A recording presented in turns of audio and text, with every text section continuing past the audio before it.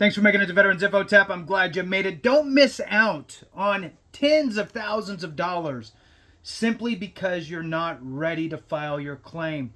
There's two things I'm going to talk about here. Many of you already know and understand the intent to file. Okay, I'm going to double down on that a little bit, but also give an important, I'll call it a secret tip.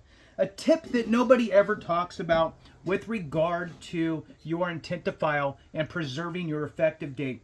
Effectively extending how long your intent to file can be.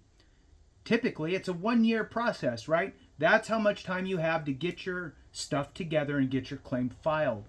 I got a workaround for you. I'm going to share it with you here. After we talk about it, we'll also talk into some claim stuff, getting that initial claim going and what have you.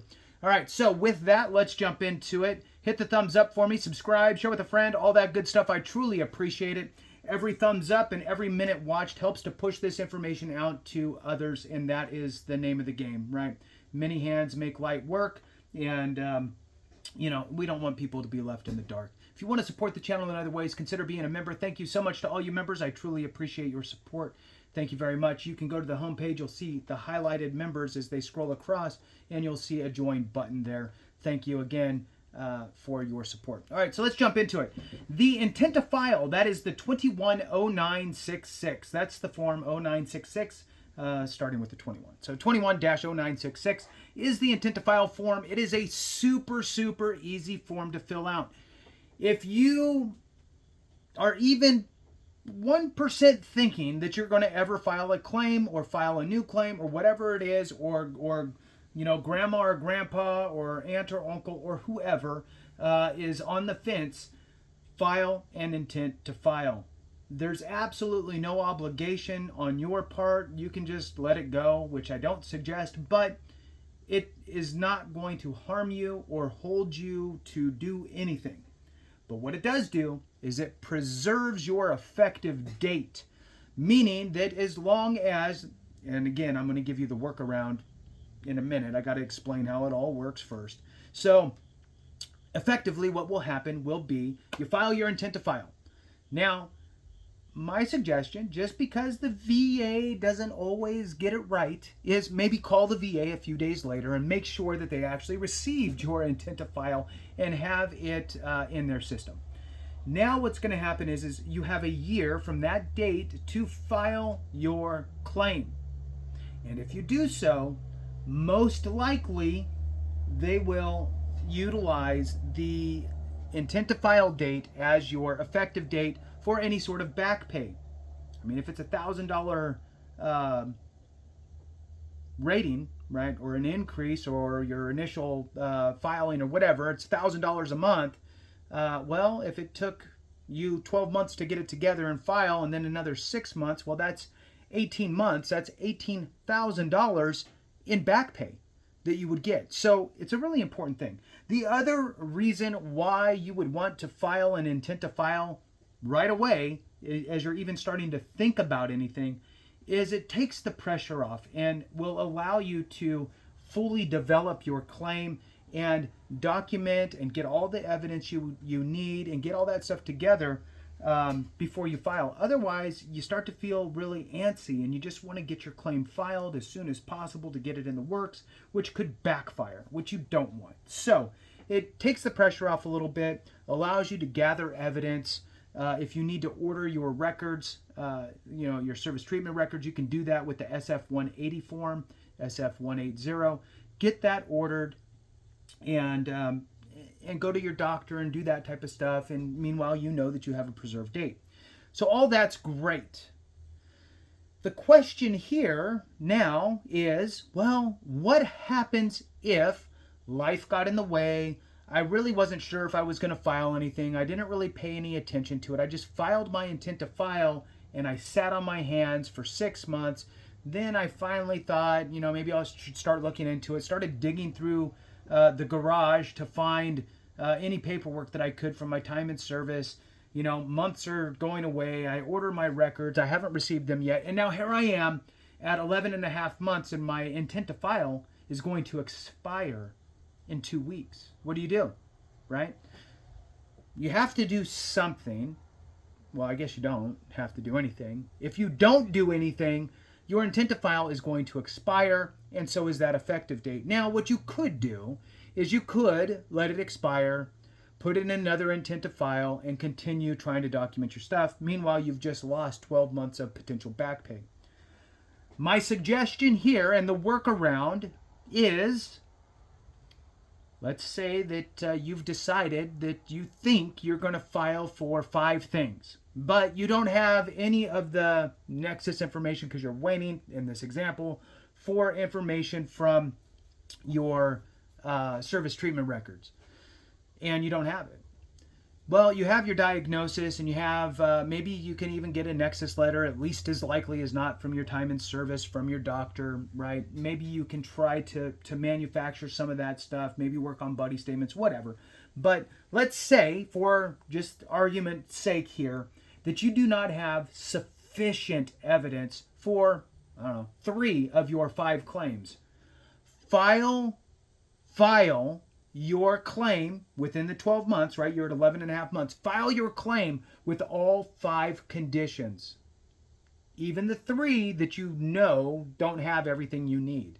You're still going to list them down on the 21526EZ. You're still going to list them, right? You're still going to list my ankle that I twisted on a run that I got documented, my migraines that I got documented when I was in service, my bad back that I got documented, right? I'm going to write in all of those things that I'm filing for, even though I know that most likely, 99% chance, they're going to deny me for those 3.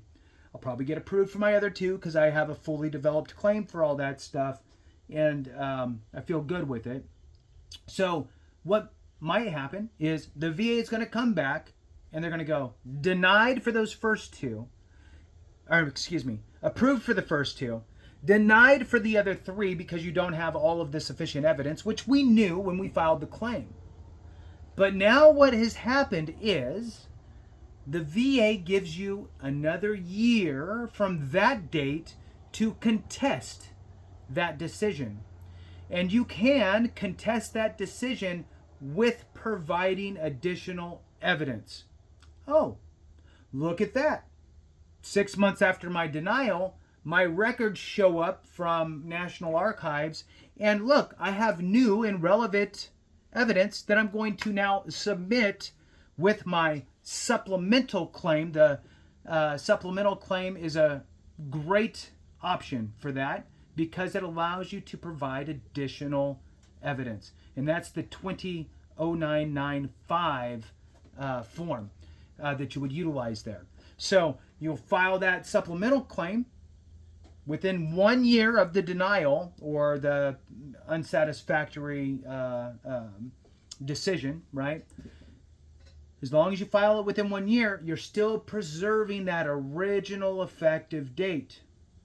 It's very important. So don't miss out on tens of thousands of dollars. Again, if it's $1,000 swing, either from you had no claim before, right, and now you have $1,000, or if you increased your rating from whatever to whatever, and it went up $1,000, you're looking at, potentially tens of thousands of dollars with going this route.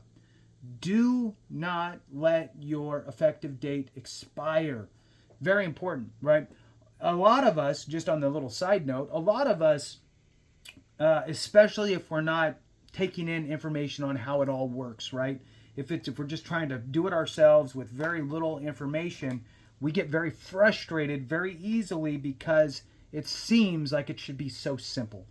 And when the VA comes back with an unfavorable decision, we throw our hands up in the air and we walk away and we're irritated and frustrated. And next thing you know, it's been a year and a half. And then we go back and then we've missed out on our effective date and then we're mad again. And so don't be in that boat. Preserve your effective date. Keep that money coming to you and going into your pocket.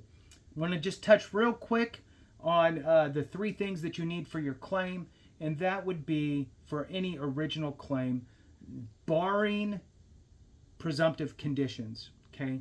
forget presumptive conditions for this example. If you're just trying to get a standard service connection, you need to prove your time in service. You need, and that's going to be with your DD-214. You need to prove you have a condition, right? You can't just self-diagnose. Who are you, right? You need to go get diagnosed by an actual medical professional, right? A doctor. Let them diagnose you. If you get a prescription for something, that prescription is also helping to solidify that diagnosis, because no doctor is going to prescribe you something to treat something that you don't have, right? So all of that comes into effect. In some cases, small amount. In some cases, the fact that you're taking a medication will actually help you get a higher rating. So with that, you need to have that diagnosis that's chronic in nature or has some sort of residual effects, okay, from a doctor diagnosis. That's number 2. Number 3, you need to have what they call a nexus, a link between your time in service and your diagnosed condition. What the VA is saying here is they're not saying, show me 100% that your condition was caused by your time in service. That's not what they're saying. Now, of course, if your condition was in fact caused by your time in service, sure, you're going to get service connected. But really what they're saying is show me, this is the VA, show me that your condition manifested during your time in service or is a result from your time in service in some shape, way, fashion.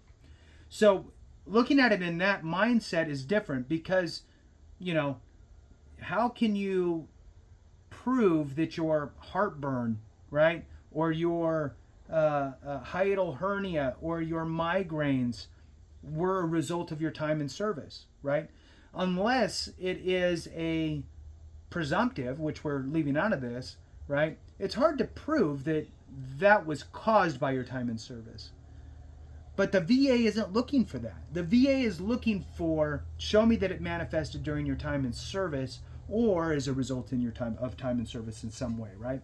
So the fact that they're saying, show me that it manifested during your time in service is a much broader spectrum of conditions that you could potentially file for. So don't miss out on those. Thank you for watching. I appreciate you. Have a great one. And remember, if we don't take care of each other, something went wrong.